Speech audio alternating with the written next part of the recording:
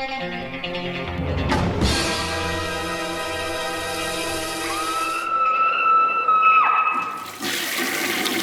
guys, what's up? It is week 274, and first and foremost, I want to thank everybody for the support and backing me up with like answers and stuff and suggestions on how to take the channel further and all this kind of stuff. Every once in a while, you just get completely burnt out, and you're just like, I feel like you know how it is. But now I feel bad because everybody's just like, you're doing a great job, and it's just like it's kind of like you're like out there fishing for compliments or something at a certain point. But it happens. Sorry about that, guys. Glad you guys got back to me and everything. I appreciate it. Also, to let everyone know, Fred Vogel, director of August Underground and Toe Tag and everything like that, the final interview, he works on films, and he had an injury at work. He fell off a ladder and broke his leg in a few places. He's, he has a GoFundMe up right now. I'll put the link below. If you can help out or donate, please do. But let's hop into the reviews. And the first one up is a doozy. It's from On Earth Films, so yeah, it's a newer film, so you never know what to expect. If it's an extreme film, but this looks like it's part of their new line, an animated line. It has a little one on the side here, and this is the Old Man movie, and I believe there was a series of shorts beforehand, and then eventually this is the feature-length movie or version or whatever you want to say about it. Now this isn't a bunch of shorts put together. It's its own movie, of course. So the Old Man movie, this is wild. Okay, so it's stop motion. It's got a weird animation about it. It's an Estonian film. There is an English version or Estonian version, if whichever you prefer, the dub or whatever. So, oh boy, how do I go about this one? Of course, this is one of the most oddball, strange films I've ever seen. At first, it starts off, and I'm like, this is strange and odd, but maybe you could show it to kids or something like that. As progressed, I was like, absolutely not. There's language, and it gets weirder and weirder as it goes on. There's some sexual stuff in here that's just so uncomfortable yet hilarious. The whole movie, it kind of lives in that uncomfortable, like, kind of comedy stuff. So three kids are basically shipped off to live with their grandpa for the summer. And their grandpa is like, the dairy guy in this small little village. He milks this cow. People come from all over the village to get milk from him. And he's kind of a big deal. There's also this strange character who is basically crippled. And you see his backstory. Essentially what happened was he didn't milk this cow in time. And he used to be basically the grandpa's position, the big guy that do all the milk stuff for the town, the village. And what happened was the cow exploded. And after that, he became deformed in this weird kind of dairy-esque way. He kind of explains it in a certain point. He cries vanilla ice cream. He sweats like milk, and he bleeds sour cream. I'm not making this up. It's really gross. It's really weird, and he's an hilarious character. So essentially what happens is the young kids start learning the ropes, and the cow actually escapes. And the cow's running through the woods. And at the same time, this crazy cow-hating guy after his accident's after them. And he basically takes these 3 out-of-work lumberjacks to help him, and he wants to chop the cow's head off before, it explodes because it hasn't been milked. So the old man and his 3 grandchildren go after the cow, and there's a series of misadventures, I'd guess you'd call it. A lot of weird stuff. One point involving a tree who gets satisfaction from people going underneath him and back in and out and in and out. Lots of funny things there. It's absolutely a wild movie. They come across a group of hippies within the woods that leads to a lot of laughs. Yeah, there is some blood and some gnarly stuff going on. Some weird, uncomfortable stuff involving a combination of a human-cow deal. But the whole movie is pretty funny. There's lots of like this awkward kind of humor where somebody will say something or somebody will do something and the other character will just be like staring at them, the blank face kind of joke, and you wait a while for the comedy to come, and they hit it at the right time. The timing is really good. I really enjoyed this. I thought it was really wild and really weird, and that awkward kind of uncomfortable stuff here. This one, it's like kind of perfect for like a Shudder movie. Like this was on Shudder, although it's not a horror film, it's definitely a genre film, and no one else would have this movie in any other subgenre. I think this could play really well on something like Shudder and find like a midnight audience similar to like The Greasy Strangler or something like that. So I really enjoyed this. I think this is great stuff. And like I said, there's this great set piece of this giant inside this bear. The bear looks excellent in this. He is so scary and gnarly, and it's got like this real sense of like reality within the movie. Like the animals look all like really messed up and gritty and their own way, and animation. I really enjoyed this. I think this is great stuff. As far as the features are concerned, basically there's the old man shorts. So there's like 5 or 6 of them on here, and the English dub is new. And if I'm not mistaken, I believe Jimmy Screamer Claus worked on this release here. I know he didn't have anything to do with the making of the movie, but possibly he helped make the dub or something like that. And if anybody doesn't know who Jimmy Screamer Claus is, he worked on stuff like Where the Dead Go to Die, which is a really wild, weird animated movie that will make anybody uncomfortable. So the Old Man movie, really recommended. Check this out. If you like weird stuff, you like awkward comedy, this one is 100% for you. Okay, the next one up is from Antonio Margheriti, infamous Italian director, who would do stuff like Cannibal Apocalypse, Tiger Joe, The Last Hunter, Naked You Die, a couple other sci-fi flicks with The Castle of Blood. Antonio Margheriti is a really solid director, and this is Battle of the Worlds. This is from 1961, and it stars legendary actor Claude Rains from Casablanca, Invisible Man, The Wolf Man. The guy's one of the greatest actors ever, considered one of the greatest actors of all time, and he's definitely the highlight of this movie. So this is definitely a B movie through and through, a sci-fi picture. A little on the cheap side, you would definitely say, but a lot of the Italian sci-fi movies were kind of on the cheap side, especially, some of the, 50s and 60s ones for sure. So, anyways, the story here is basically a group of scientists noticed that this, I believe it is like a meteor, is going to pass really close to planet Earth. They are very worried that it's going to crash directly into planet Earth. Claude Rains warns them, don't worry about it. Not warns them, but gives them advice. It's not going to hit us. Everything's going to be perfectly fine. But after the meteor passes, it starts to kind of orbit the Earth, and this kind of confuses everyone, and they kind of realize that there's something wrong with this meteor. It's like a planet, Battle of the Worlds, and it's up to them to try to figure out what's going on. They kind of go to the planet, and Claude Rains is completely obsessed with discovery and finding a whole bunch of different things about the planet, yada yada, etc., etc.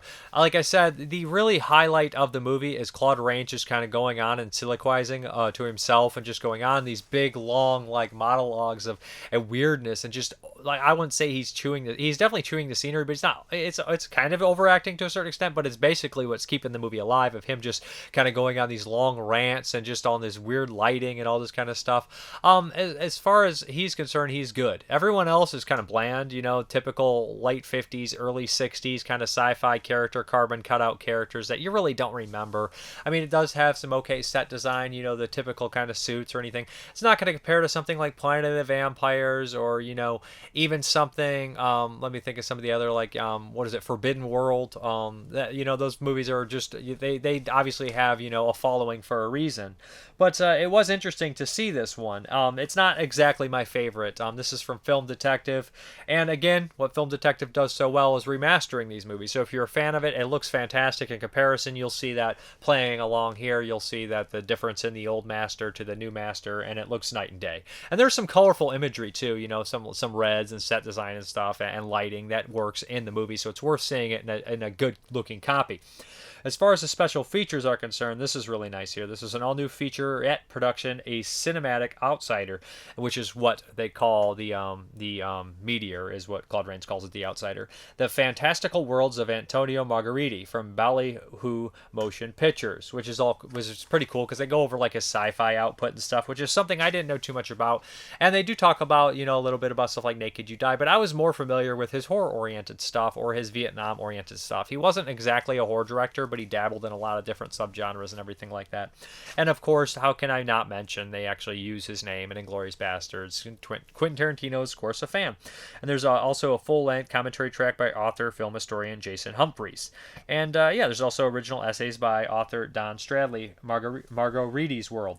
So, to be honest, this one wasn't really very good, in my opinion. Like I said, it was interesting enough to watch. Claude Rains was enjoyable as hell, and it was nice to see Margheriti kind of, dabble into the sci-fi world. And there's a couple others I think I own by him as well. Again, Film Detective, if the movie is good or not, their releases are always top-notch, and I've enjoyed everything they put out to a certain extent. But I think they're one of the more underrated companies when it comes to like quality-wise and featurettes being being short and sweet and direct to the point, loaded with information. So a good release on an okay movie that does have some note because of the director and the time period and the subgenre. So that is Battle of the Worlds. Okay, now we're going to hop into the Patreon pick. And this is, I believe, by Jim Simon. And he picks pretty solid stuff most of the time. And this one here is from 1984. This is The Wildlife by Art Linson, who I believe is more of a producer than a director. And yeah, this is like a semi-sequel to Fast Times at Ridgemont High, which I haven't watched in years. That one obviously stars Sean Penn and a million other people, and they all do a great job in that one. And it definitely has a cult following. Like I said, this is a loose sequel. They get Chris Penn in it, and among other actors, Eric Stoltz is in here, Leah Thompson, Jenny Wright, Michael Bowen. There's a lot of familiar faces that you'd recognize in this picture. So, 84. And like this movie, it was kind of like in release hell for a long time because of soundtrack issues. There's a lot of good needle drops in here. You know, this is like an 80s teen comedy, but a little bit more serious. Has a little bit more to it than your typical sex comedies at the time. But a lot of needle drops, a lot of good music, and so they had a lot of trouble with it. And I think this release actually is missing one of the songs. I think they changed one of the songs for the release. Unfortunately, I'm not super familiar with this movie, so I don't know exactly which one it is. Now, before we get into this, I do want to mention that I am a huge Chris Penn fan. Chris Penn was one of my favorite actors, R.I.P. He was always kind of like on the underrated side, but every time he turned in, like got a good script, he always turned in an amazing performance, whether it's Best of the Best 1 and 2, Reservoir Dogs, True Romance. I've always loved his performances, and, you know, At Close Range, another good one that he does an amazing job in. And this one I thought he was really good in. You know, he doesn't usually get to play like the young kind of, you know, hip kid. He's not hip, he's like a wrestler. And he everybody knows who he is around town. He was dating Jenny Wright, and he's just not exactly a great boyfriend. He's like kind of a party animal, kind of a doofus, and his buddies are, of course, you know, Michael Bowen, and I can't think of the other actor, but he's in a slew of stuff too, and they're like his wrestling buddies are really big and dumb and always just butting heads. And Eric Stoltz is kind of like his friend that graduated, and they work at the bowling alley together, and he's trying to move on with his life. Eric Stoltz's little brother is kind of like an outsider, kind of troublemaker, obsessed, you know, with like the Vietnam and all this kind of stuff. And he has a friend that he always refers to in Charlie, played wonderfully by Randy Quaid in a very short role, but a very memorable role. Randy Quaid, you know, honestly, an underrated actor. I know that recently he's kind of, people say he's lost his mind and stuff like that, and I don't know exactly the details on that, but you know, if you look at his 70s and 80s output, he had so much a bigger output than people, you know, remember. You know, Randy Quaid was in so many movies, from The Last Picture Show to Lolly Madonna, LLC. I mean, he was in so many cool movies, and Midnight Express, and had so many good performances. And this one is a really solid, kind of strange performance, kind of like filling the shoes of like a Dennis Hopper from River's Edge, but just a glimpse. You just get a glimpse. That kind of older guy who hangs out with younger guys. It has no sexual, you know, interest in them, but he's just kind of like, you know, either a loser or mentally not there, or just something going on, you know.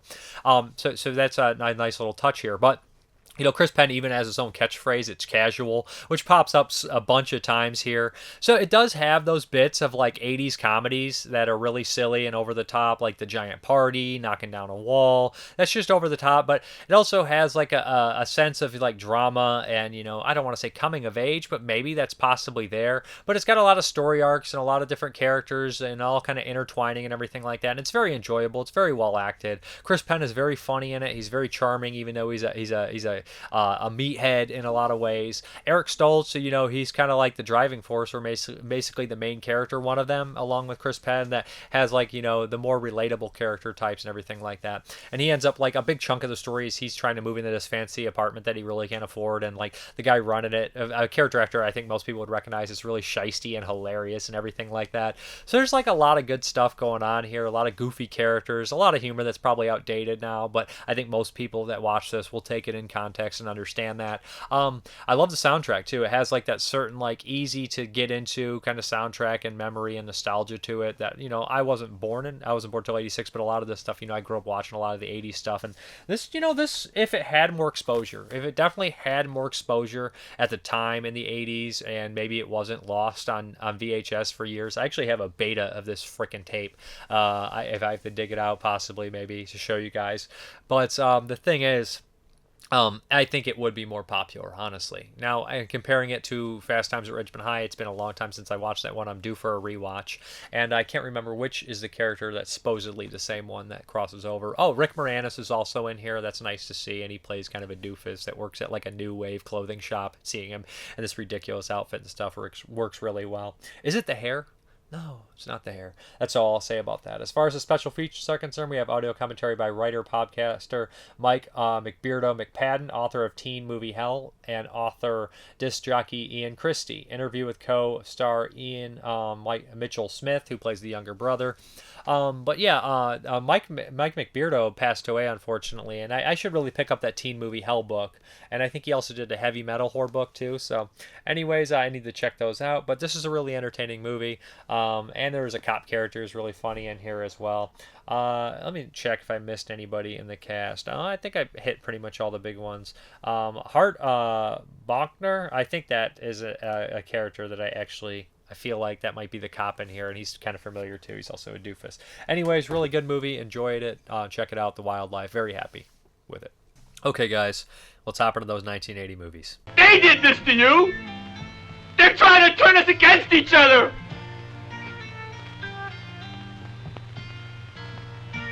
Just look at them. What do they know about friendship anyway? I'll get them. You watch. I'll take care of those sons of bitches. Watch it, Alan. I'm shooting. Oh, good Lord. It's unbelievable. It's horrible. I can't understand the reason for such cruelty. It must have something to do with some obscure sexual rite or with the almost profound respect these... Getting very careless. Blood in your hair. What will we do? You want to look pretty, don't you? Pretty for me. I can't believe you're not afraid. All you have to do is piss on it. Goody camp blood, ain't you? God damn it, Ralph, get out of here. Go on, get. Leave people alone. You'll never come back again. Oh, shut up, Ralph. It's got a death curse. Evil. Down my leg! Down my leg! I'm here. You're here. There's a fog bank out there. Messenger of God. You're doomed if you stay here. Demanding everything, including blood. John, I want this material burned. All of it.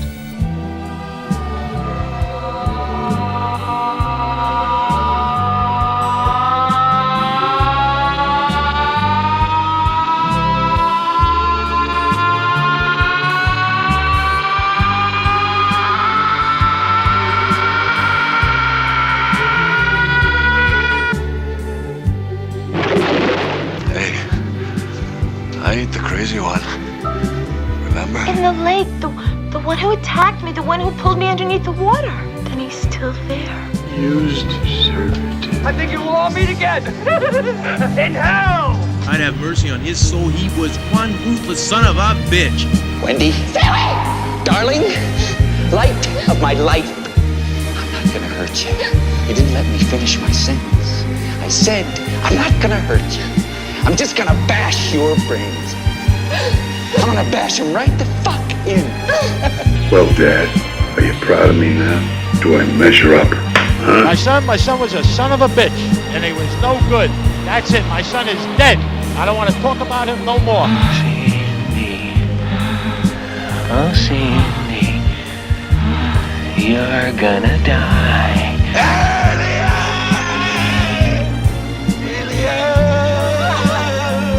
Mater lacrimarum. Ma'am, Mater tenebrarum. we didn't find any boy. Mater suspiriorum. You know as well as I do, it takes all kinds of critters to make Farmer Vincent fritters. I wonder who the real cannibals are. All right, the first up from 1980 is a bizarre one. It is called Writhing Tongue. Now, it's listed as a drama horror. say it is a Japanese film. The runtime is nearly 2 hours. And so I put this in, and as it started out, I was like, is this really a horror film?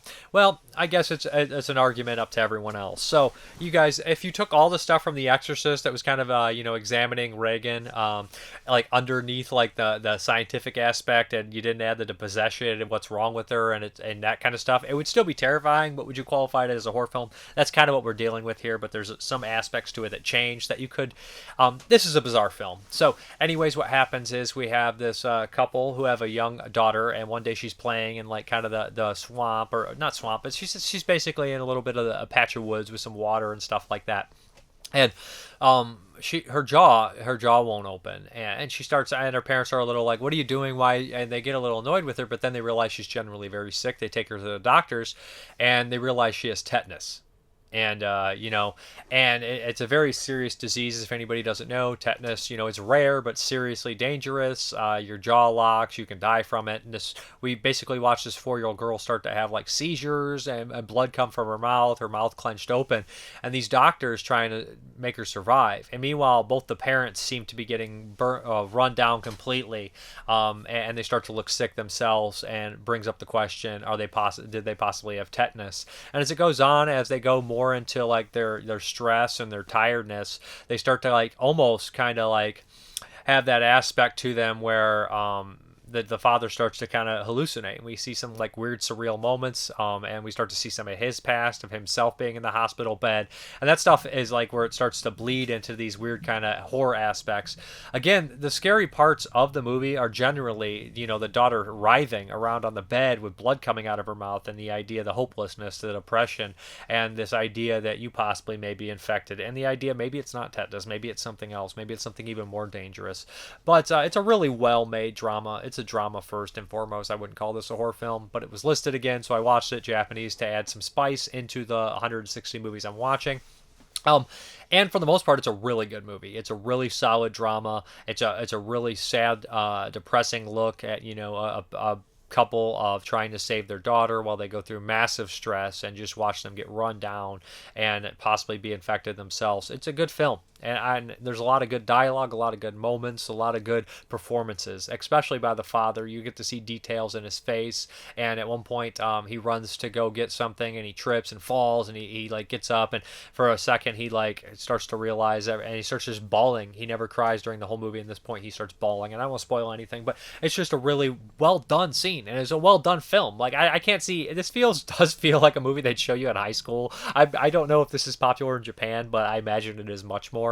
Like, I feel like this is a movie they'd put on like for people in Japan to check out and watch. I really like it. Writhing Tongue. Now, it's not going to be making a horror list of top 25 or anything like that, because it's really not an exploitation movie either. It just has some horrific stuff in there, enough to cross over, I think, for some people to call it horror, medical horror, I guess, but I wouldn't myself. So that's Writhing Tongue. Good stuff. Okay, the next up here is Nightkill by Ted Post. Did this one? Was it Ted Post? Yeah, it is Ted Post. And this has a bunch of people in here. Jacqueline Smith. She was, I believe, from Charlie's Angels, which I'm not super familiar with, the old Charlie's Angels show, but I know it. Mike Connors, James Franciscus, and Robert fucking Mitchum. Now, I think this possibly was a TV movie, or almost was a TV movie. There's some weird stuff going on about that. So Ted Post, he directed Hang 'em High. He directed one of the Planet of the Apes movie. I believe he did Beneath. And Beneath is a really good one. And he also did Night Slaves, which from 1970, which I covered. So he did like 4 movies with James Franciscus. James Franciscus is also in, the Dario Argento Cat O' Nine Tails. So he's in a bunch of movies. The Last Shark by Ennio G. Castellari, Killer Fish by Antonio Margheriti, who we also mentioned this week. So I feel like I've watched so many James Franciscus movies on this channel. So anyways, Nightkill. Alright, now this is like more in the style of a thriller, to be honest, but it's still pretty good. So anyways, Jacqueline Smith, she is married to Mike Connors, and he's an asshole. He's rich, he runs his business, he's a drunkard. She picks him up from the airport, and you realize they have a terrible relationship right off the bat. And right in the beginning of the film, James Franciscus shows up, and he works for Mike Connors, and you could tell there's something between Jacqueline Smith and Franciscus, and he poisons Mike Connors right in front of her, and she panics, and he says, what are we going to do? Let's just, there's nothing you can do. Let's just let it go. And he sets up this giant plan. So soon after that, basically, somebody else ends up dead, and Jacqueline Smith starts to get really panicked and really worried, and you're like, is this some gaslighting thing? She starts thinking she sees her husband around, but he's supposed to be dead, and all sorts of crazy stuff like that. And not before too long, Robert Mitchum shows up, and he's a detective, and he's on it, and he's on her, seemingly kind of focused on her. And at the same time, there's people trying to run her off the road, and she's still seeing her husband. So it adds all these kind of like ideas that who's pulling the fast one, who's alive, who's saying they're dead, and all this kind of stuff goes on. And then the ending, they set this up, something with the shower, and it's really a brutal ending, to be honest. Really kind of fits with that 1980 downbeat spirit.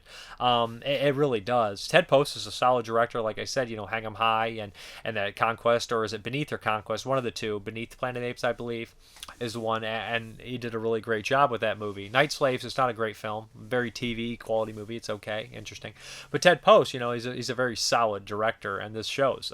This one is well acted, well put together, and who doesn't like Robert Mitchum, right? Robert Mitchum is just one of the greatest of all time. His demeanor, his voice, even when he seems seemingly not trying, he's very captivating. And I would never say, I don't think I've ever seen him turn in a crappy performance personally. I'm sure there is, maybe, I don't know.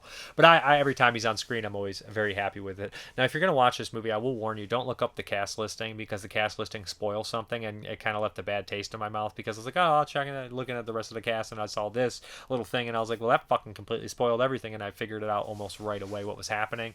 So I can't speak on if it's obvious because I knew that little hint, or it's an obvious twist. Regardless, still a solid kind of thriller horror film from 1980. Well acted, good dialogue, and some good tension, of course. We have an interview with star Jacqueline Smith, audio commentary by film historians Howard Esberger and Nathaniel Thompson. Always good stuff there. So also Fritz Weaver and Sybil Danning are both in here. I definitely want to mention Fritz Weaver. He was in Creepshow and a bunch of other movies, but he has a very small role in here, and he has a very odd collection of classic cars, I will say. So anyways, this is a Kino Lorber, always doing the Lord's work when it comes to putting out, forgotten movies. Not the cult movies that everybody remembers that want on Blu-ray, or the big mainstream temple movies.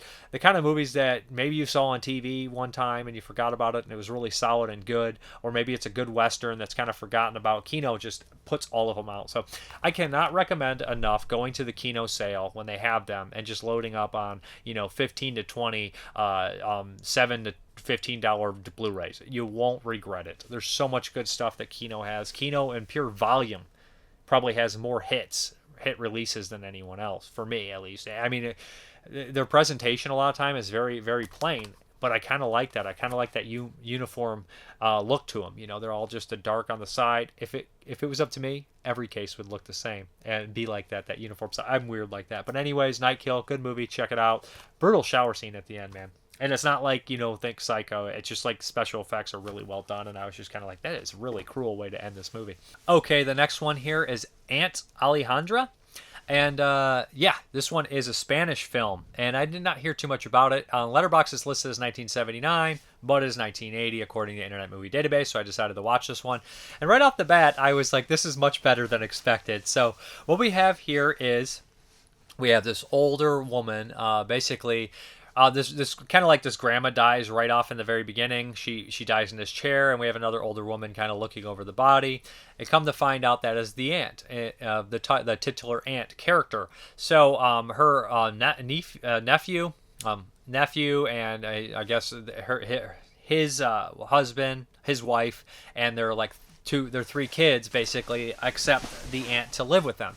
And she's very strange, and she kind of starts to, you realize she's probably a witch or has some interest in the occult and everything like that right off the bat. And she basically starts telling them, listen, you can send your kid to a private school. I have all the money you would ever need. Don't worry about money anymore. That's why I'm here. And they're both very kind of apprehensive about it, but eventually they kind of start to accept her money. And the aunt starts taking a liking to one of the daughters. While the other kids, they're not necessarily really big fans of the aunt. Oh, is it one of one of the daughters, or is it two boys and one girl? I can't 100% remember. She takes a liking to one of the younger kids, and they start to form a bond. And as it goes on and on, you start to see more glimpses of her, her powers, and she actually is some sort of witch. Like at one point, the father walks in, and two of the kids are helping her levitate something, and he's just like, it's just like, dude, bro, you gotta say something, or just like, what's going on? Like, I don't understand. And like, she starts to kind of manipulate all of them and everything like that. And you can kind of see this kind of going, this like power struggle between, the wife and the aunt. And before long, some of the family members end up dead in really kind of crazy, tragic ways. Every time they cross the aunt, they end up. And a lot of people you don't really expect to get killed in kind of really sad, depressing ways.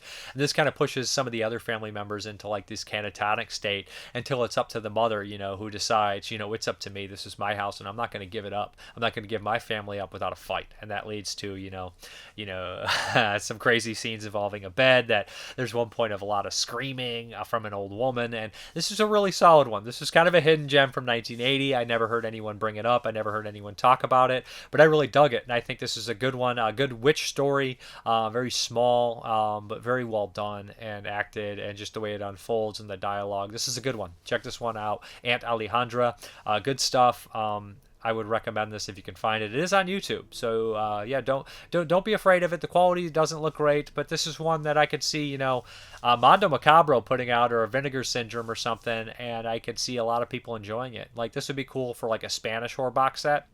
Like a kind of a lower budget Spanish horror box set. I think this one would be really cool to be in there. Aunt Alejandra, good stuff. Check it out. Okay, the next one from 1980 is an Italian film, and I believe this was co-directed by Mario Cano, and he did a bunch of Italian films. I can't think of the big title off the top of my head that he did do, but yeah, this is Shadow or Ombre, and yeah, so this one opens up, and it immediately caught my attention. I noticed Lou Cassell is in it. He's in stuff like Fist in My Pocket, and he's in the first of the Carolyn Baker, Umberto Lenzi pictures. What is it? Paranoia. Those always confuse me because there's like tons of alternate names, and their alternate names match up with other. But anyways, he's in one of those.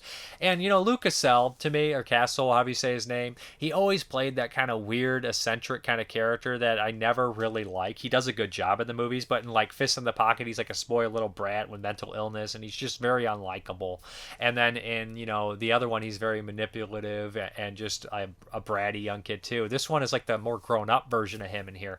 And like basically we're following two characters for the majority of the first half of the film. We're following him, where you hear a lot of his monologues about depression and life, and he's just kind of wandering aimlessly through everything. He appears to be some sort of artist. And then we have this other woman. She's like a very interesting character. She also dabbles in art, and the opening, she's going to look at this like attic room to rent, and she gets there, and we kind of have like this supernatural touching where it's like she's drawn to this, and there's other things about it and all this kind of stuff. And she goes up there, and there's like an unfinished drawing, and like before long you realize that her father disappeared from her at a young age, and we see flashes of her childhood, and there's a possibility that her father was the one who rented this room years ago. And we have like these supernatural aspects. Eventually Lou Cassell and her meet, and that's when things start to get worse. And after a while we start to follow Lou Cassell and his depression about everything and stuff like that, and I lost more interest in the movie after the second half. The first half had this like really beautiful music and real beautiful locations and just setup and this real like ominous presence about it, but after that was gone, it was kind of like, okay, like it just seems a little like lost and everything like that. Now it does kind of tackle the art world and everything like that, and that's a little interesting. The movie's okay. There is a point where old Louis is at like this dance club, and he's just dancing fanatically and crazy, and it's so weird and bizarre, and he starts to see like this person change to who he wants it to be and everything. But yeah, there is a nice element of I guess premonition in the film as well. It's all right. It's decent. It's not perfect. It is worth watching if you're interested in these kind of subtle supernatural horror films from 1980. And like I said, clean this up and put it in a better presentation. It could do a lot better. It is Shadow. All right, next up from 1980 is one directed by Paul Naschy, and this is The Beast Carnival, aka Human Beast.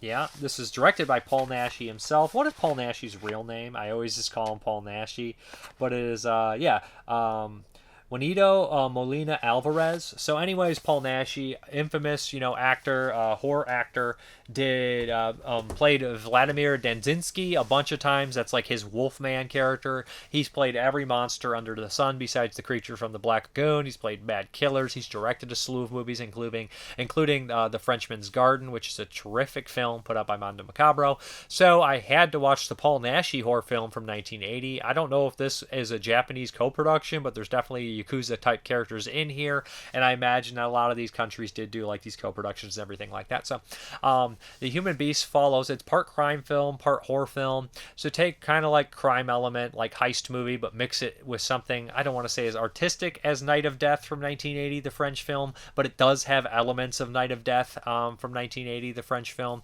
also covered on this channel. So essentially, Paul Naschy is he used to date this Japanese woman who is a Yakuza. Her brother's Yakuza. They pull over and do this big heist where they rip a bunch of people off. Naschy kills a slew of people, and then he decides to rip them off. And he has a big shootout, being chased in the woods. He takes some damage. He gets injured, and he ends up kind of going to this small inn. And like one of the daughters of the people running it immediately take interest in him, and he's healing and everything. But before long, he realizes something's not right here. There's a lot of strange doings, and there's like a mad killer that is killing people at night, and they're gloved. And you're like, is it Paul Naschy? Is it someone else? Is it somebody after the diamonds? Is it, our Yakuza character still tracking him while we see flashbacks of his past and his love life and all this kind of stuff until we have this kind of solid climactic ending, which a couple movies seem to have a very similar, deal from 1980 involving. I don't want to spoil it. If I say that, it'll spoil it. But there is a lot of eccentric characters, especially at this big dinner sequence. One who's plays a priest who is in a bunch of these spaghetti westerns. You'd recognize him right away. He's in a lot of them. And is he in Howl of the Devil? Is he also in Howl of the Devil, the Paul Naschy flick? He might be. I can't remember if I'm just mixing two kind of crazy character actors up. But this one's solid, fairly well directed, well acted. Not Naschy's best directed or best acted, but still worth a look. And I mean, how are you going to watch 160 horror films from 1980 and not watch Paul Naschy's? Okay. Now the feature on here had 0 features, which was kind of a bummer. I mean, I would have been nice to see the guys on Naschy Cast or somebody do a commentary on here. Troy Howarth, anybody. I would have liked some context to know about Human Beast or the Beast's Carnival, however you want to call it. But a solid horror film, action kind of crime film from 1980, and The Human Beast. Okay, the next one up from 1980 is Windows, and this is the only film directed by Gordon Lewis. Is it Gordon Lewis? I want to make sure I say his name right. Gordon Willis. Sorry about that. Now, Gordon Willis was a cinematographer. He did a lot of the big pictures like Godfather 1, Godfather 2. He's a famous cinematographer. This is his only directed feature, which is a bummer. Ennio Morricone does the score. It stars Talia Shire, and who else pops up in here? I feel like I'm missing somebody in here. Who's the actor? I mean, that's kind of like the big. Is it Elizabeth Ashley is the other actress in here? Elizabeth Ashley. Those are kind of like the big two names that people I think would recognize here. So. The only thing I ever really heard about Windows is a lot of people said that it was very kind of treated. Some people say treated unfairly. Some people say it was very offensive towards the gay lesbian kind of scene or anything like that. So. Okay, here we go. This is the same year as Cruising, which also took a lot of heat, which I don't think rightfully took a lot of heat, because of the, the gay stuff in there. They felt like it was demonizing gay people, and this one as well got that kind of that flack about it. So Talia Shire, from Rocky, and I believe she's in Godfather as well. So. Anyways, one day, somebody breaks into her apartment and attacks her, and it's a really dirty, ugly scene, really creepy. The guy who plays the guy doing the sexual assault is terrifying. He's just like one of those characters where you're like, man, this guy feels a little too real for comfort, kind of like a David Hess style character. And the stuff he's kind of saying is just awful. Like he puts the knife in her mouth, and he's just like, you, I don't know, man. He just has this growl, like real nasty voice and everything like that. So. After she's assaulted, a friend's almost immediately there, and Elizabeth Ashley, and trying to comfort her and everything like that. And before long, she starts a relationship with one of the police officers there, and she moves and everything like that. And there's a reveal about 20 minutes in it. It's not really a mystery, but we kind of figure out that Elizabeth Ashley, is completely obsessed with Talia Shire, madly in love with her, and we kind of have cut back to her going to these like her getting help from like a psychiatric doctor. I always mix it up. Is it a psychologist or a psychiatrist, whatever? I always mix them up. I'm sorry. I believe it's a psychiatrist, and having like these sessions where she's talking to him and all this kind of stuff. And we are led to believe that they met initially at this doctor's, and Talia, quit the doctor's, and Elizabeth Ashley just cannot let this go. Like, she's completely infatuated with her, and so much so that she's spying with like a telescope, like across like a different building and this kind of stuff, while like she starts to have this relationship with this police officer. But there's some good suspenseful moments, including a cab ride where she realizes her cab driver is somebody she knows all too well, unfortunately, and all that kind of stuff. But I could see, I guess, people would be like to equate being a lesbian with mental illness, and that all lesbians have this mental illness, or the idea that a lesbian would hire somebody to sexually assault someone else. It's just whatever it is, though. But I mean, like in this, I'm watching 1980 movies. I'm watching, a sea turtle get its head chopped off, or not a sea turtle, but a river turtle get its head chopped off in Cannibal Holocaust. I'm watching, rats get set on fire with a flamethrower. I'm watching, Cruising and Maniac and all these movies that have so much more brutality and insanity and everything like that. So like when it comes to Windows, it's just like, okay, this is just like a complaint that's just kind of absurd to me. Like I know, like, maybe it was unfortunately offensive to some people, but I don't think that was its intent, and I guess intent and context really matter to me. So I don't think it was too unfortunately that offensive or anything like that. But that's just me, and I'm pretty hard to offend, especially when I'm watching all this kind of stuff. As far as the filmmaking is concerned, obviously it's going to be shot well. It's shot beautifully. It's a New York kind of movie, so all that stuff pops. I mean, all the locations are great. Cinematography is top notch. Acting is really solid as well, especially from Talia Shire. I think she's really solid in it. They have this kind of stuttering thing that happens throughout, which I think is an okay, kind of thing to have in there. I don't think it works as well as they wanted it to, but I think the acting is solid. As far as the special features on here, they actually, I believe, have the producers sitting down with Talia Shire and they talk about the movie. I really like seeing that. They also have Elizabeth Ashley, who doesn't bite her tongue about, people being offended by this, kind of being like, whatever, if you really, and also if you really want to do something, go out and march for something, actually risk being arrested for your protest. There's a lot of people, I don't want to get into all that kind of stuff. That's basically what you said. If you march for your there's stuff you can march for and stuff you can genuinely get in trouble for. Picketing a movie is not really going to do you any. It is what it is, right? I think this movie is solid. It's decent. There's no real kills on screen or anything like that. It's not really that kind of movie. It's more in the thriller vein than a horror film, but it fits in that long line of, people being obsessed or mentally ill in 1980. There's so many kind of mad slashers and killers in 1980. Like I said, you got Christmas Evil, You Don't Answer the Phone, House on the Edge of the Park, The Shining. There's just so many people losing their minds, Don't Answer the Phone then. And I feel like this kind of fits more in something like Maniac or Don't Answer the Phone. That kind of deal. Solid movie. I enjoyed all the special features, and finally, I got to see Windows. A good film. Not perfect, but solid. Okay, the next up from 1980 is Christmas Evil, and I believe the director Lewis Jackson did this one, and he didn't do too many directed films.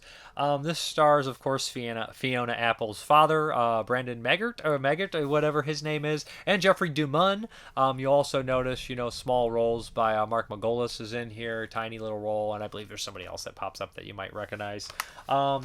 Christmas Evil. What can I say about this one? For years, I would list this as my favorite Christmas horror film. So I think that rewatching Black Christmas is probably a better film, but I love the psychological aspects of Christmas Evil. So this is kind of famous for being one of John Waters' personal favorite films. I believe it's his favorite Christmas film altogether. But here we go. Christmas Evil follows the story of Harry, who him and his younger brother one day they witness Santa Claus coming down the chimney, and it's kind of how he's remembering it, right? And he's the older brother, but he's completely in belief that Santa Claus is in fact Santa Claus and not his father. So after that, he sneaks down and he notices his mother fooling around with Santa Claus, and Santa Claus going down on her and performing oral sex and everything like that. And this obviously created some sort of weird thing in Harry's head. As he grows up, we see Harry, where he works is a toy factory, and we're kind of approaching, Christmas. It's like a holiday season right before Thanksgiving and all this kind of stuff. And we see Harry kind of like ramping up for like his big kind of like Christmas traditions, or possibly this is the first time he's doing that. We see this weird kind of things about him. He is socially awkward, strange fellow, and just completely bizarre. Every once in a while, we'll cut back to his brother and Jeffrey DeMunn, from stuff like The Mist and The Blob and every Frank Darabont movie ever. But so he's in here, and we'll see him like talk about his brother just as being completely out of touch and lame and all this kind of stuff, while he's having his like normal life with his wife and his kids and all this kind of stuff. So there's a lot of weird, creepy shit that Harry does. Like he watches the kids in the neighborhood and has a naughty or nice book like St. Nicholas would have. He genuinely is feeling like he is Santa Claus. So, and there's like a character in Moss Garcia who always is doing inappropriate stuff, which creates a lot of like comedy. He's like, Moss Garcia, and he runs back and has to write the naughty stuff in the book, which is very funny.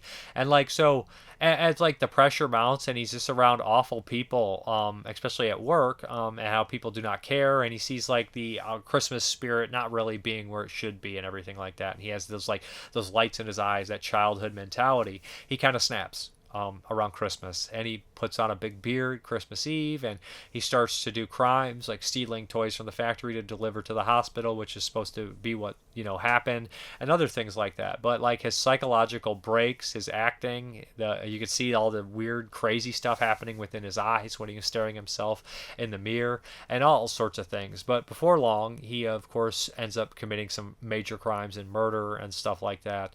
And this movie has an infamous ending, a brilliant ending, which I absolutely love. You can interpret it a couple different ways, and I won't get into that I don't want to spoil the movie. I'm pretty sure everybody's probably seen Christmas Evil at this point. Maybe not, I don't know, but there's a lot of ways to interpret that ending, but I love it, and I think it's a really unique ending, and I love the score. I love the look of it. I love the mood of the film. How when the citizens catch on to Harry, that they chase him through the village like the town, like he's the Frankenstein monster, right, with the torches and everything, and it just has that kind of feel about it. The misunderstood Harry, the outsider being chased by the townsfolk. I like that. I like that a lot.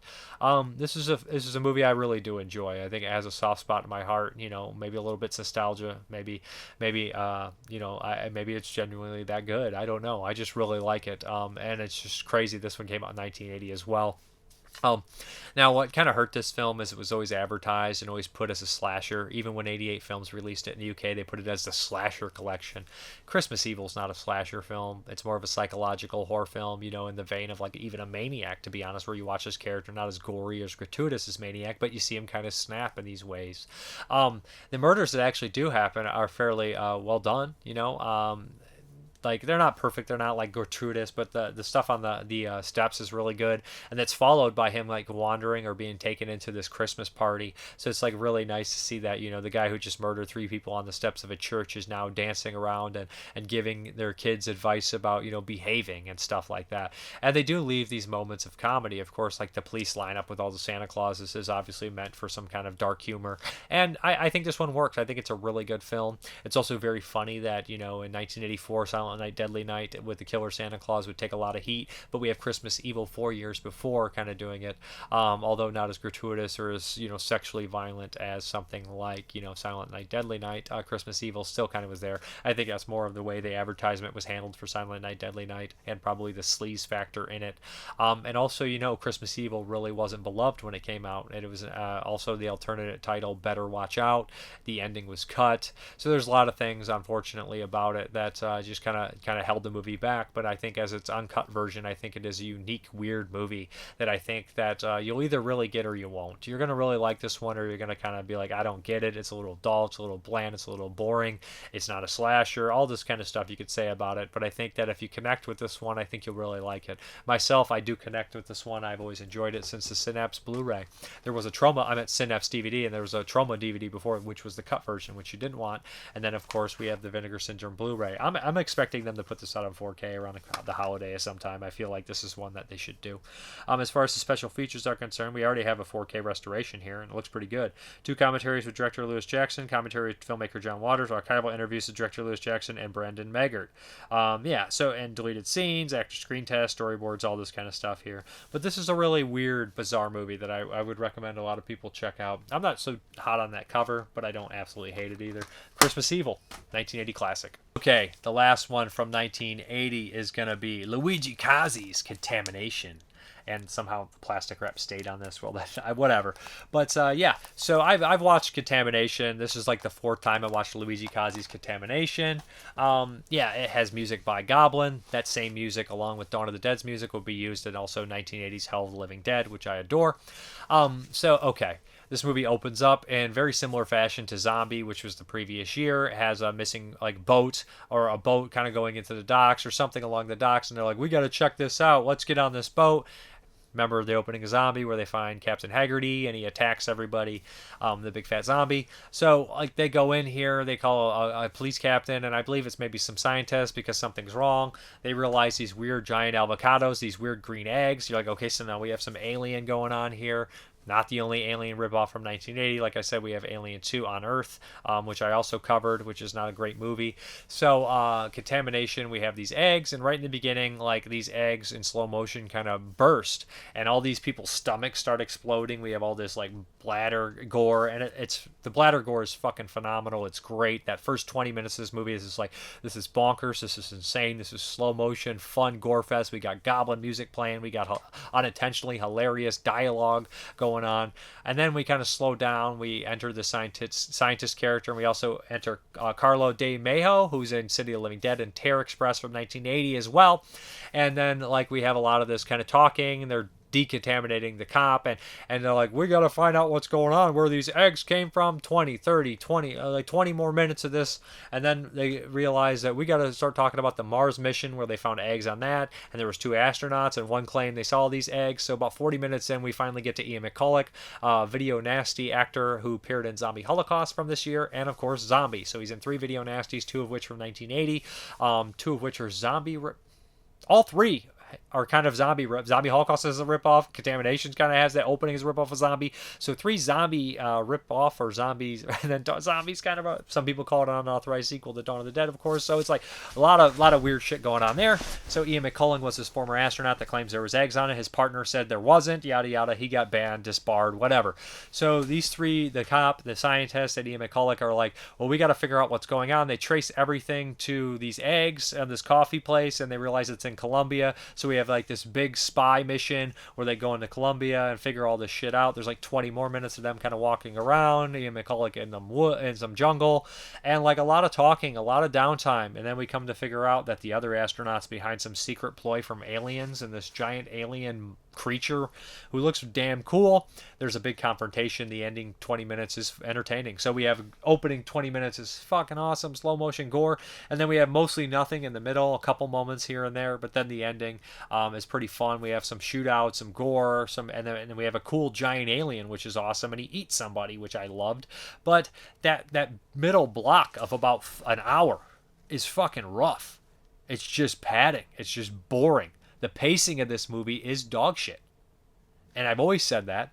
And I know people love this movie, and I know a lot of people who are big James Bond fans have mentioned that. They say, well, it's got that James Bond feel about it. We really like that kind of stuff, that kind of mystery, figuring all this kind of stuff out. So they're used to it, and they dig that kind of stuff, and I guess that's okay.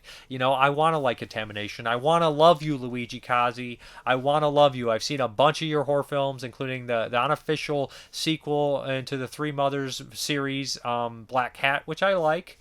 And Paganini Horror, which is absurd as shit, and I think I've seen a couple other ones. What's the other one?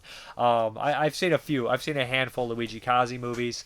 I don't know. I think the Black Cat's the best. I don't love Contamination. I want to like it more. I like, the opening, and I like the ending, and that middle gap in between is not great. There is an infamous woman being slapped in here, which now plays in unintentional hilariousness, because it's so inappropriate, but at the same time the reactions are so ridiculous, the dialogue. So as it is concerned, a lot of people love Contamination, so you might want to give it a spin yourself. I don't hate it. It's not one of the worst movies in 1980. It's just always something that I start off very excited to watch, and then when I get about 45 minutes into it, I'm like, oh man.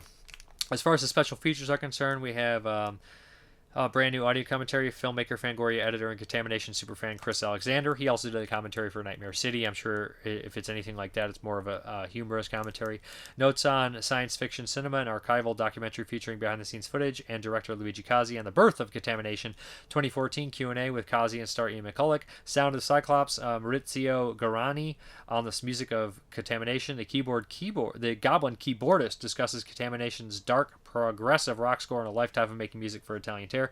Luigi Cozzi versus Lewis Coates, that's his alternative American name, a brand new interview with director in which he discusses his filmmaking career from past to present.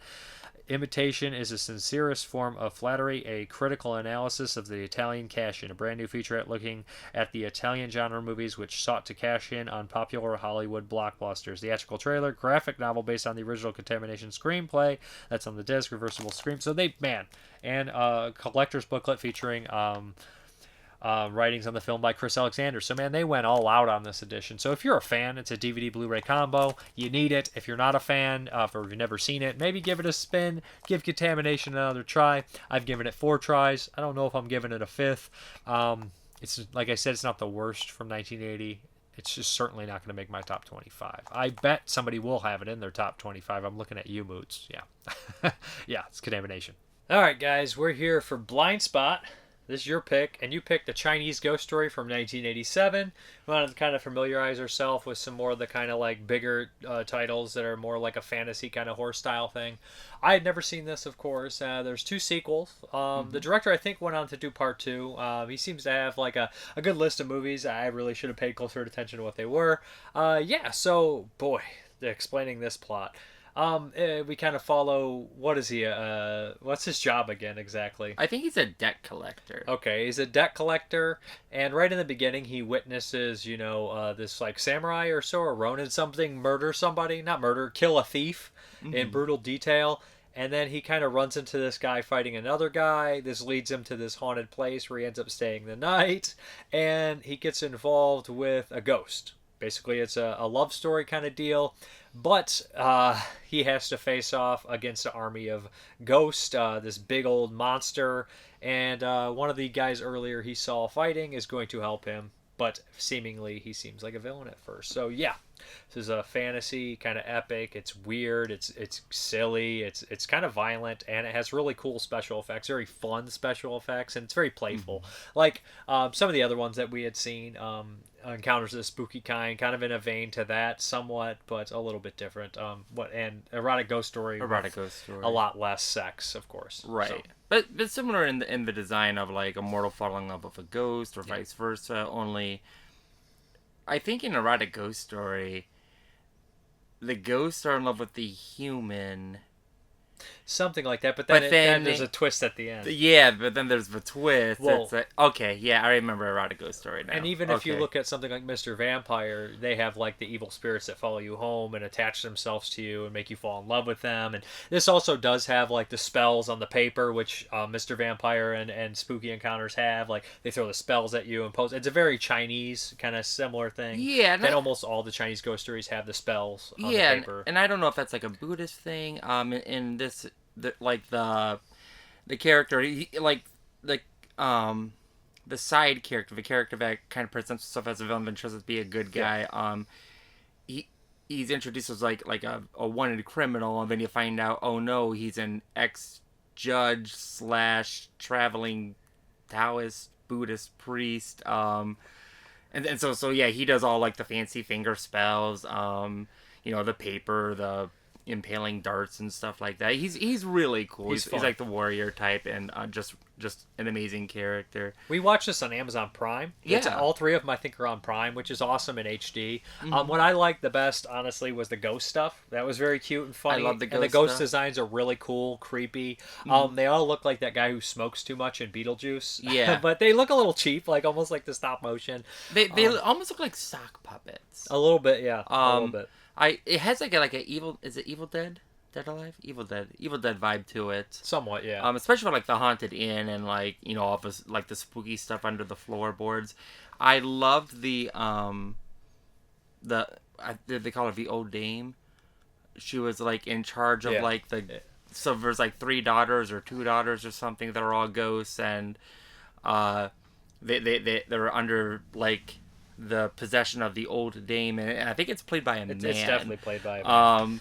But just an awesome character type, and then they had to deal with the old dame, and then something else and something else. You get the more serious villain here, which is like kind of portrayed like you see its arms at point. It's like big tentacles.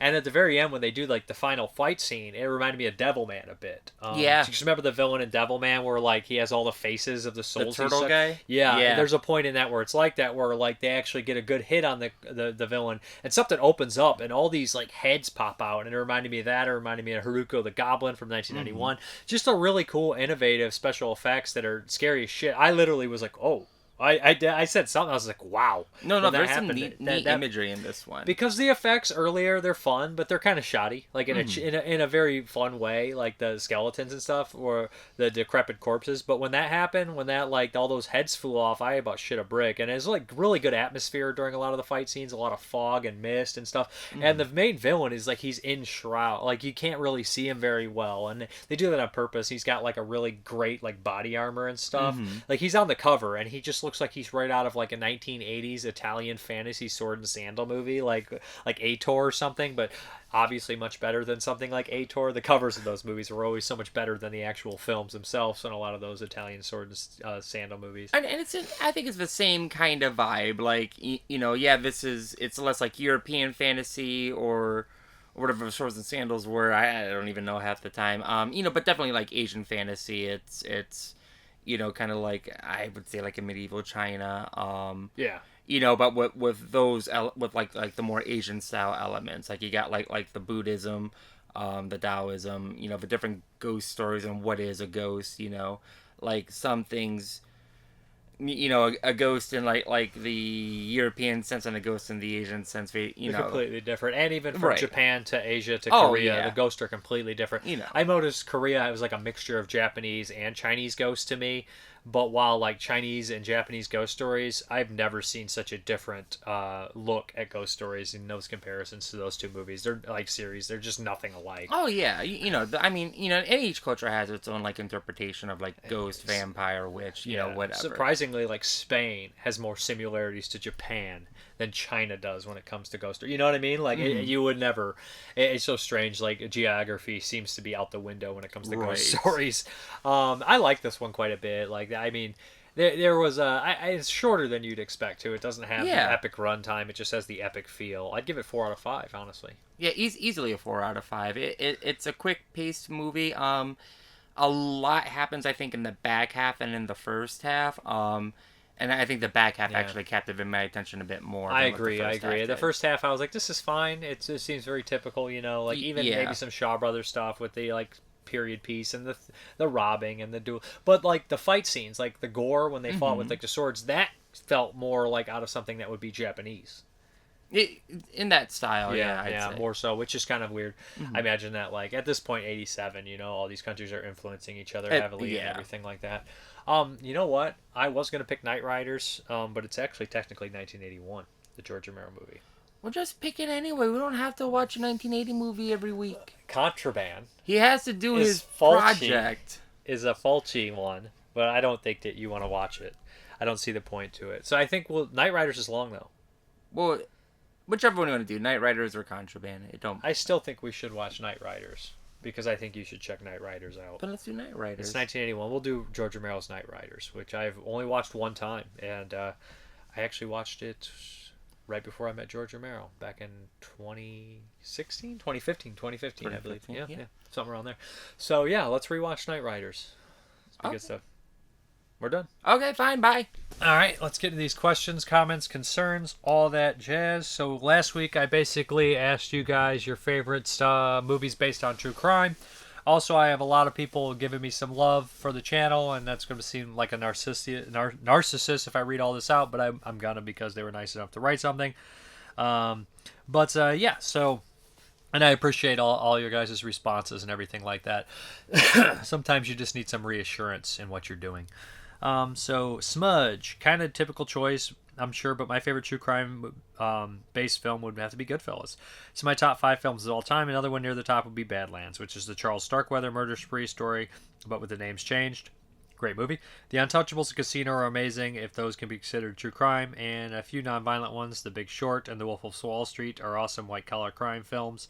As for how you can grow your channel, I wish I could give you like a silver bullet, but I can't. I think the secret top 10 is a cool idea, although you should tweak it so you have more of a chance to actually guess people's 10. Maybe give yourself more than 2 minutes, and maybe you get to ask like 3 hints from the guest. I actually do have an idea for a returning guest, how I can make that easier. Cross promotion with 22 shots has helped you at least a bit, because that's how I learned about you and subbed. Thank you. There are really aren't that many big horror focused YouTube channels. There are tons that are smaller than yours. Granted, they often put very little effort into their channels, whereas you put a lot in. Some that also put a lot of effort in are still under 100K or barely over it. And YouTube will screw over creators in various ways, like demonetizing stuff with no recourse. So even for big channels, they're often not exactly making bank, you know. Getting over 1K per video is good viewership for a channel under 10K subs. I think that making your episodes a bit shorter not only save you time and effort, but might actually increase viewership a bit. Yeah, maybe cutting them up. But also, I do not monetize the weekly video at all because I use trailers. I don't fight that stuff. So I don't monetize any of the major videos that have clips in them. I started doing those short reviews and I monetized those. So basically, and he also says, where we go. You could also make standalone videos where you do top 25s for various subgenres of horror, exploitation, action, sci-fi franchises, directors under 30 minutes long each. That kind of deal draws in new casual viewers, I think. New horror fans are often looking for recommendations. Covering new horror movies and quick reviews is also a good idea, which you started doing recently with Nope.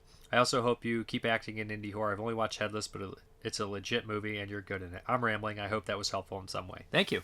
The acting stuff is just like all the people you work with stop making them, so it's just like such a huge effort to go, not only say out of my comfort zone, but it's just a lot of work for little reward sometimes. So if they come to me or something looks great, I'll try to be involved with it for sure. Mike Moore, you are one of the most informative movie reviews on YouTube. I enjoy the long videos, but think the fact it's horror and exploitation related. Long videos, and they are not clickbait pickup videos. Can tell it's a labor of love. I don't know. I would say maybe shorter clips for the show. Post them after you post the entire show, like individual reviews. Then a clickbait pickup video, but just use clips for the whole show. But I, for one, do enjoy the longer videos. Thank you. The Gore Guide. Hey, great videos, Ozies. Yeah, I can't even speak right now. I totally understand about burnout, especially on YouTube. I would say TikTok would probably help, but also covering stuff from the streaming service would give you a big boost. Unfortunately, that would mean sacrifices come to your integrity and what you have been doing for years. But you also have to change with the times, and most people nowadays don't collect physical media and only watch stuff via streaming apps. Maybe doing stuff from Shudder, Hulu, Tubi, Peacock, Prime would work in your favor, but mixing it up with your normal stuff because all your fans, me included, love seeing the classic crazy stuff. That's what I like, you know?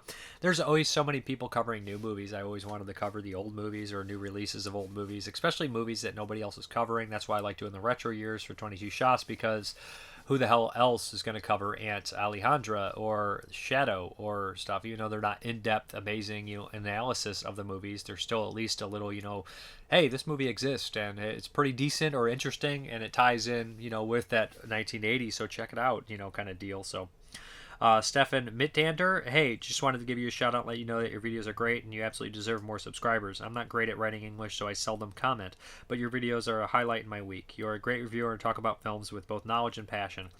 I can't think of any other YouTube reviewers that are as good. I really hope your hard work starts to pay off. If there is any justice, it will. I hope you keep doing the weekly videos, and I'm thankful for them as long as you do them. Thank you. I appreciate it. I do, and again, now I feel like a complete jackass, and I'm like, give me compliments, tell me I'm great, you know what I mean? Thor, Odin Guard, hey, I'm Thor, a little bit older than you, but love your show, keep it up, greetings from Norway, big ups, awesome. My brother actually took one of those DNA and me tests, and apparently he's 29% Norwegian, and I don't know how much of it I got, but I'm definitely a chunk Norwegian myself. The Red Room. Love your videos, Dave. Been watching for years and have found so many interesting movies from your channel. A lot of credit goes to your page for getting me into genre films and weirder stuff. Thank you for that. You're probably my favorite horror reviewing page on YouTube, and I really like how in-depth you get, while still keeping things pretty casual and fun. Hope you keep doing what you're doing, but definitely take care of yourself. It seems like a lot of work for sure. Would also totally be interested in hearing acting stories, personal things, different types of videos, whatever. Optimus Swag, Optimus Swag, I like that. I've found so many dope films from your channel over the last 8 years or so, man. I look forward to your reviews. Hell, oftentimes I'll check to see if you reviewed a film that I'm planning on buying, watching. Hopefully you figure out what you're going to do want to do going forward. Take your time, man. Dr. Snuff, I understand your issue, but no matter what you decide to do, I just want to know that I watch your videos not only because you are so thorough and into depth with the movies, but also because you managed to introduce me to some movies I did not know, even though I consider myself to be very knowledgeable when it comes to horror, sci-fi, exploitation, cult movies, and so on. I guess that at the end of the day, would like to subscribe to the idea that the problem is that your channel is too niche, because I had a similar problem 2 years ago with my Instagram where I posted pictures of the movies I watched. I got very few likes and subscribers because I mostly watch obscure films like The Great Alligator, Night Beast, or Import Export. But when I once in a while watch well-known movies like Zombie Flesh Eaters, RoboCop, or The Terminator, I would get a lot more likes and new subscribers.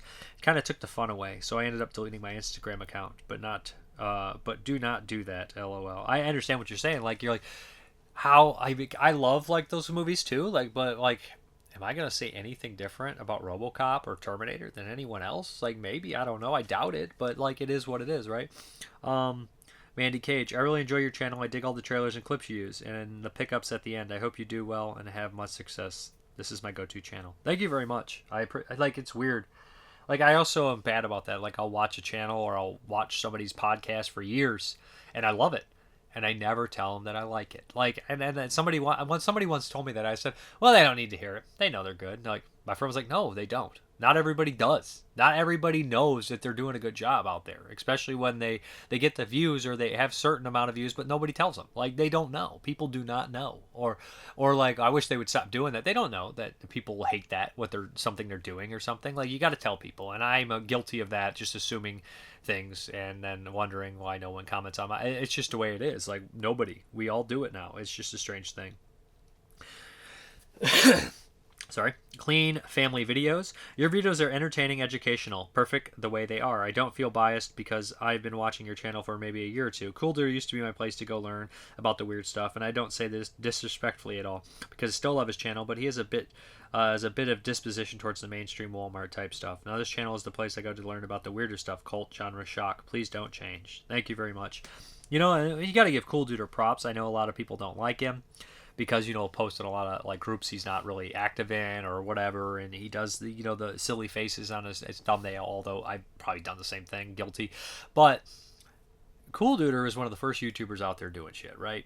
And like, no matter what you think of his content or anything, you got to give dude props, because a lot of people, like, I saw Cool Duder and I was like, you know, that looks fun. It looks like I could maybe get involved with that. And I also saw other people that aren't around anymore who are doing it.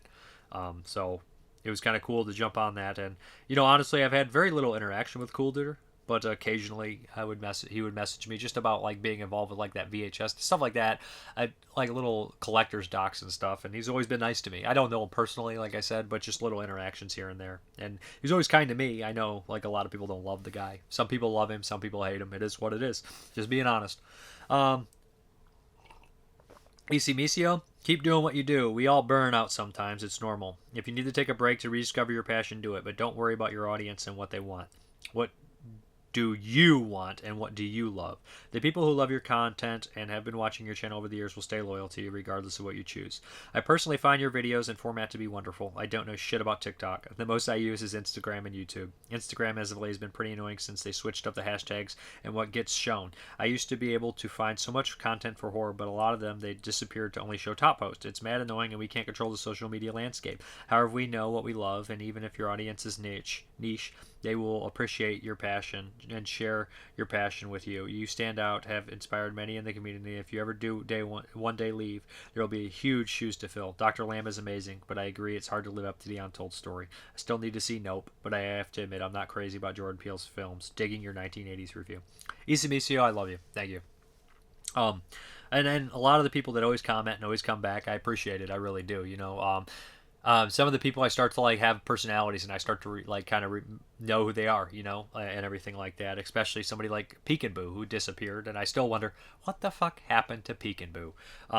Darren A, I truly appreciate and look forward to your videos every week. You do reviews, movies. You do review movies not really reviewed by any other creators, which makes you very unique and admired. Maybe do a bi-weekly show if you're burnt out. Regardless, I personally look forward to you Wednesday. Keep up the great work. Thank you. P.S. Miami Blues is gold. Good laughs and dark, like you mentioned. The Krishna death and the mocking of it made me crack up. I mean, I'm sick too. Like, I'm the type of person that watches a movie and like the scene in Gremlins where the old lady in the wheelchair is like, that's hilarious. Like, just stuff like that is just brilliant. Tempo Tapas, I've been watching about a dozen channels on YouTube for 10 plus years, and I have no idea why they don't get more subscribers compared to others who do. So I don't understand it either. Maybe it's more niche than it seems to be. Who knows? I hear about you getting old. I say most aspects of getting old are better, but injuries are always a drag. I badly bruised my rib cage last summer in a cycling accident and couldn't ride or do anything athletic for half the summer, which isn't very long in the first place up here in the northern Midwest. A real bummer. It helps me when I remember that many people have it much worse. You're right. There's a lot of people that got it worse, Just like at work one day, like somebody was driving to work and in the morning they crashed their car right before work, and I'm like, it's Monday and work fucking sucks. But I didn't total my car right before I came here, so that's always a plus. D. Domino, I don't comment much, but I had been watching you for years. I think I stumbled on your channel when I was looking for some movie reviews, and your style just clicked with me. I've wondered for many years why you don't have a bigger audience, and I have no idea. I really don't have any advice to give, as I know nothing about your YouTube creation. The best thing is for you to do just what is comfortable and what you enjoy. If you don't enjoy it, the viewers won't either. There are some other channels that I follow, non-movie related, and they are the same boat. Years upon years of videos, and not even 8,000 subs, like some others have said. Maybe find some bigger channels and see if they can collaborate or be a guest, just to see if you can get more exposure maybe. We all hate ads, but maybe a sponsor or ad could help. Again, I really don't know, but I love your channel and will continue to watch no matter what you do. Thank you very much. Yeah, like somebody mentioned, like maybe like joining in like with like asking Serial at Midnight, who I've seen here and there. I don't always watch all the YouTube channels myself personally. I listen to a lot of podcasts, and I'm having some podcasters come on and everything like that. But it's weird reaching out to a bigger channel. I'm like, hey, come on my show. It's smaller than yours, and you won't get any. It's like them doing you a favor, and especially if you don't know them. I don't like asking people for help. I don't, especially strangers. So I'm like the type of person that if I became homeless, I would just like die. I would just die. Like I would just not eat. Ken Coakley, I really liked the 1968 film The Boston Strangler starring Tony Curtis. We're talking about true crime films again. Albert DeSalvo lived near my parents before I was born and had a reputation for being creepy, but not a murderer. There's even speculation that DeSalvo might have been the wrong guy. William Marshall, famous for Dracula, played Senator Edward Brock. He goes on, but yeah, that case is very strange. Some people think there was like 2 or 3 different killers that got pinned on Salvo. I liked seeing Boston back in the 60s. Another really good Boston-based crime drama was The Friends of Eddie Coyle, but it isn't true crime. I also liked the movie reviewed last week, Bonnie and Clyde. The movie did lighten them up. There was a documentary that Something Weird released called Bonnie and Clyde, The True Story. Lastly, my favorite movie based on true crime was the 1973 film Walking Tall. The movie was about a small-town sheriff using strong-arm tactics to fight crime. Eventually got targeted by the Dixie Mafia. The real guy served as a technical advisor. I think maybe reach out to some of the bigger channels and see if they will have you as a guest. You would make a great guest, and it would be a good way to get new viewers in your channel. Love the channel and would hate to see you leave, but don't want to see you not grow and get burned out. Hope you continue. Thank you. Maybe that wasn't. I can't think. Hopefully, I don't know who said that. Sometimes I mess up. Kentuckinator, Dukes of Hutch. Could be a good buddy cop exploitation mashup. I don't get TikTok. I'm an old bastard, but you should consider streaming if you got the internet set up in time for it. Do it semi-regularly and you'll get a following. Do a live commentary, reviews, new releases, an interview, etc. Hudson, I'm not going to say I told you so, but I thought you so way back that you're going to burn yourself out and you needed a break. Not surprised you're burnt out because the length of the video alone is an hour and a half. Just a thought. What about if you make the videos shorter and just don't done horror? Been a long time. Sub and watch every one of your videos and appreciate what you do. So just me then. Yeah, maybe I don't make them shorter for sure. I am Marie 456. Miami Blues, ? Something. Nikki Brown, maybe do one really new mainstream horror, etc. movie and compare with older ones to get an algorithm. Moods change. Mood's changed, so keep it up. Love your content. No, I immediately felt better like after I got that off my chest. It's just time, man. It's just sometimes you get in that drag. And everybody gets some little depressed or a little burnout. It happens. It happens. Okay, still have more. So there's a lot. Made a lot of questions this week. Marcus, Midnight Music. Hey, Mrparka, longtime watcher over the past 10 years. I think it's fair to reconsider the future of your channel, especially with all the effort you make. I gotta say, though, your channel is one of the best on there. It's informative, and I base a lot of my purchases on stuff you review, particularly all the great Hong Kong stuff coming out these days. That said, it is an incredibly niche market that means you probably won't have massive audience, and to your credit, you don't go for the clickbait stuff that may drive more eyeballs to your channel. Give yourself a break and take some time to recharge, but know that the vast majority of folks will continue to follow along with whatever path you choose. Thank you very much. Mr. Spock, love your channel, look forward to it every week. Change can be a good thing. Nick Mua.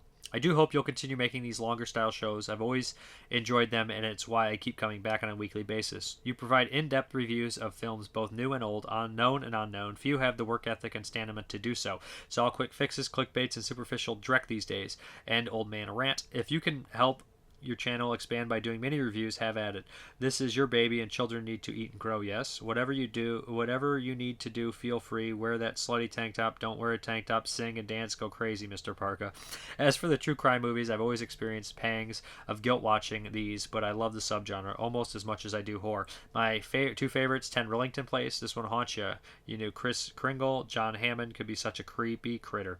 Monster. Words can hardly describe the dark masterpiece. Cheryl Theron. I always say How do you fucking say her name? Charlize Theron's got the chops for sure.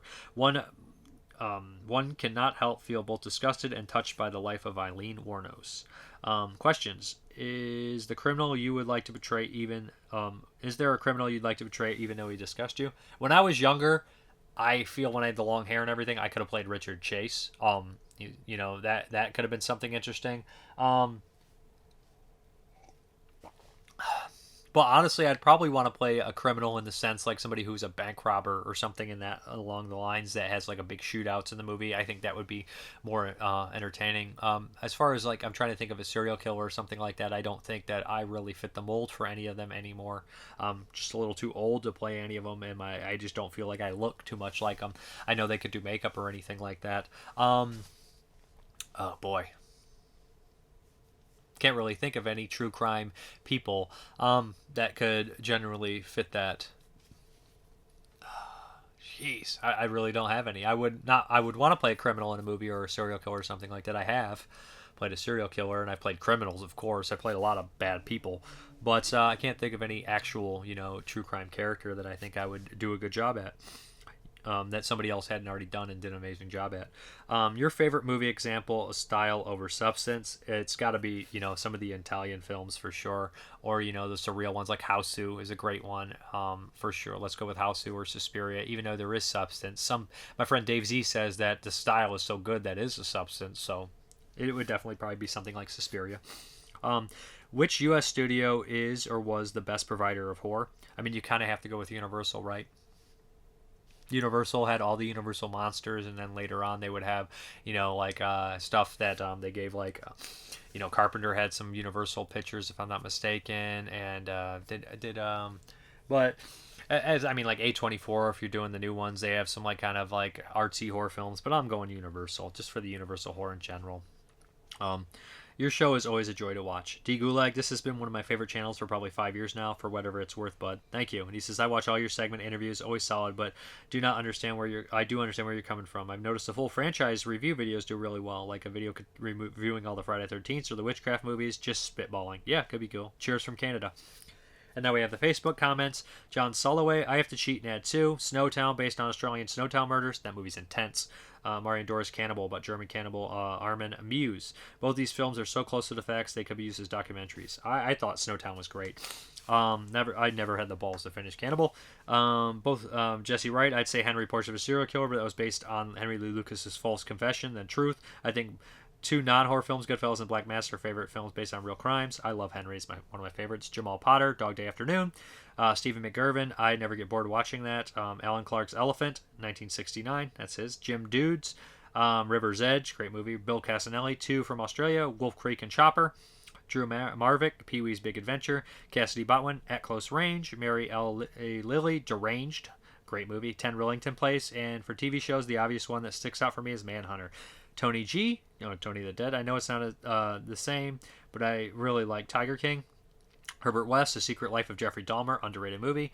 Alan Blyton, The Bank Job, 2008. Christopher Webb, Deranged, again, 74. Eric Waters, Rampage. This is the freaking one. Dustin Mills, I'm not sure if it's my favorite, but Citizen X is very good and not talked about much. Underrated film for sure, about Andre Chikatilo. Mark Vanover, Devil's Knots. Jason Fetters, In Cold Blood and Helter Skelter. David Brown, Henry, Antonio Padilla, To Die For, Matt Williams, Zodiac, Abigail Dagon, Bully, Goodfellas, Party Monster. And then John Holloway loves Bully as well. Jason Rutherford, Henry, Lacey Lou, Early Morning for me. So May Come Back, and something else when my brain is awake. But Lords of Chaos is the first that comes to mind because I watched it last night, LOL. Adam Weber, Bully, even Eva Stanton, and American Crime about Sylvia Likens. Jeff Thompson, The Legend of Lizzie Borden. Jason Lindbergh, The Texas Chainsaw Massacre, Psycho, Silence of the Lambs, and any other movies that took from Ed Gein, most especially the actual film called Ed Gein. Dennis Delaney, The Executioner Song, 82 with Tommy Lee Jones. Tracy Allen, The Girl Next Door. Sounds like some true crimes happening out there right now. Carl Butcher Yitt, more films, but extreme ones. Doria's Cannibal, Henry, great film, and Citizen X. Eddie Wood, Zodiac. Neil Machendo, Goodfellas. Sergio Castillo, Megalanes. Memories of Murder. Jack Criddle, The Honeymoon Killers. I love The Honeymoon Killers. Rory Vargas Scott, Jack Criddle, such a great grimy flick. Oh yeah, so she loves the Honeymoon Killers as well. Gabrielle Juliet, Deranged, one of the best 70s movies. Richard Calvero, Texas Chainsaw Massacre. Glenn D. Worthington, Gus Van Sant's Elephants. Tom Stein, Boston Strangler. Roy Vargas Schutt, how do you say that? Schutt. This could be controversial because they were TV movies, but I'm going with Helter Skelter with Steve Railsback and The Deliberate Stranger with Mark Harmon, about Ted Bundy. Yamin Solistico, same here. Zach Hill, Henry Portrait of a Serial Killer. Skip Barber, In Cold Blood.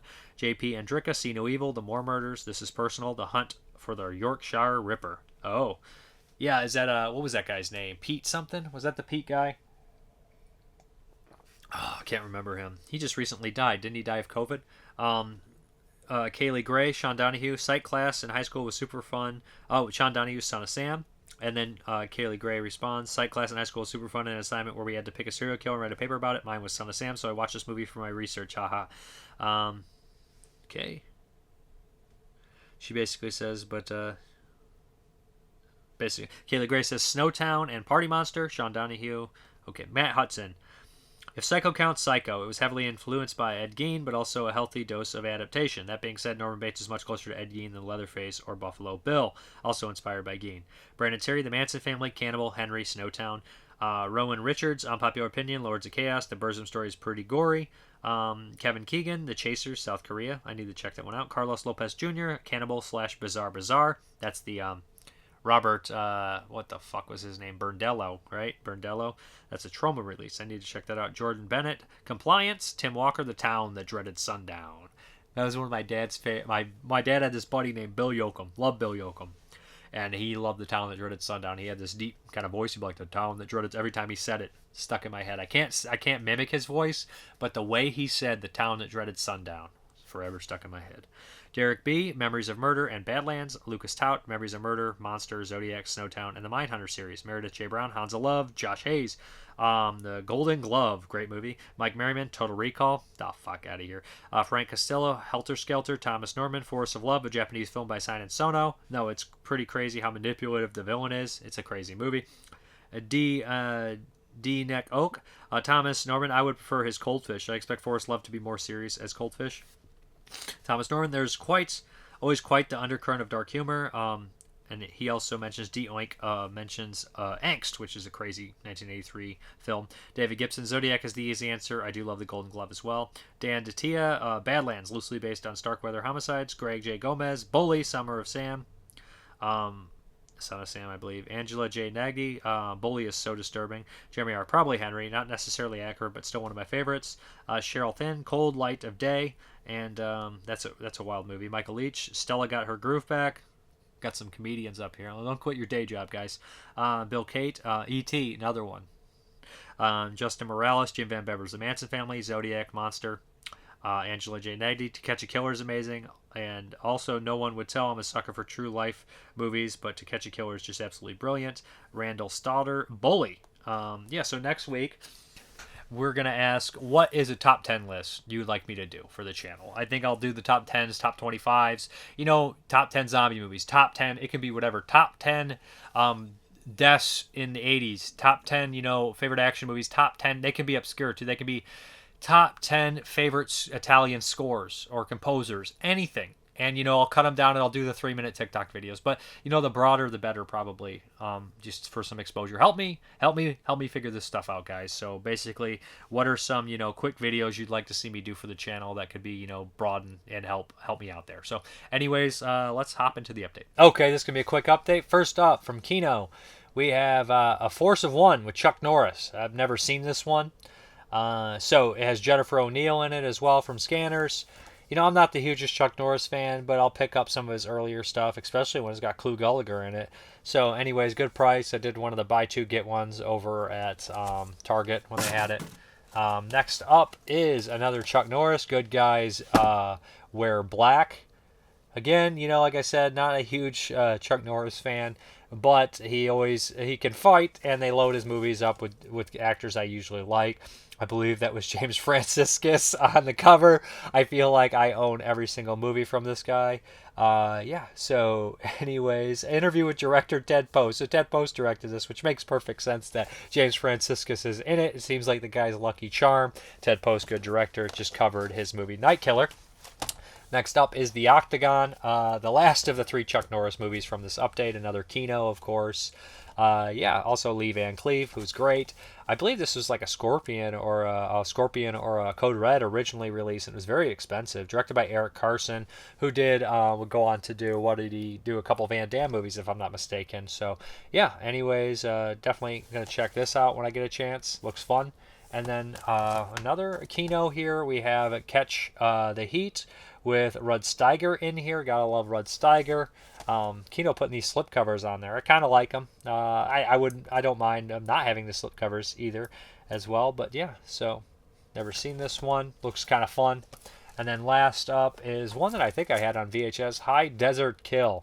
This has got frickin' Chuck Connors in it. And this looks kind of like a survival horror flick. Looks totally up my alley. I love these kind of movies. People got to survive in the wilderness. I think it's an alien force in this one. Anyways, let's hop back to that video. All right, guys, thank you very much for watching. And as always, have a good one.